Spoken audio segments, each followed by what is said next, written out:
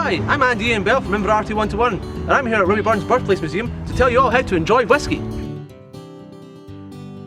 Hello and welcome to How to Read a Whisky Label. Now, learning about whisky labels is very important. There are so many different bottles out there, so many different styles, from blended whiskies to single malts, and I want to show you an example of at least two. The first bottle we're going to cover is the blended whisky. Now, a blended whisky is made up from a number of different single malt whiskies and grain whiskies, all put together to a specific formula. Now, there's only a few people out there in the world that know the formulas that go into the bottles, because it's just so secretive, but it's so fun. Now, you've probably all tried blends at home. It's what everyone's grandfather drinks, but it doesn't mean it's anything less than a single malt. And the second style is the single malt. Now, when you look at the label, if you come down a bit, single, Speyside, malt Scotch whisky, 10 years old. Now, single means it's from a single distillery, Speyside means it's from the Speyside region of Scotland, and the 10-year-old part means it's guaranteeing the age is no less than 10 years old in the bottle. It can be older, but it cannot be any younger.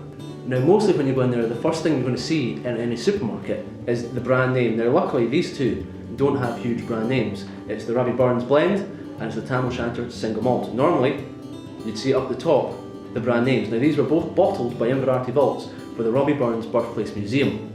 One of the other cool things with whiskies is all whiskies should be 40% alcohol by volume. Now, it can be anything higher than 40, but it should not be lower than it. Now, in terms of higher, you can get up to 50, 55, 60, even 65. Although with some of those ones, I recommend some water. What's also quite important to consider is who actually bottles it and why.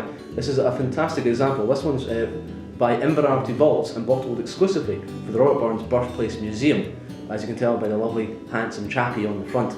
So in summary, remember to read the labels of whiskies just before you buy them. Try and make sure you know whether you're getting a blended whisky or a single malt. The labels are there to be read. Single malt, 10 years old, you know exactly what it means. And that's how to read a whisky label.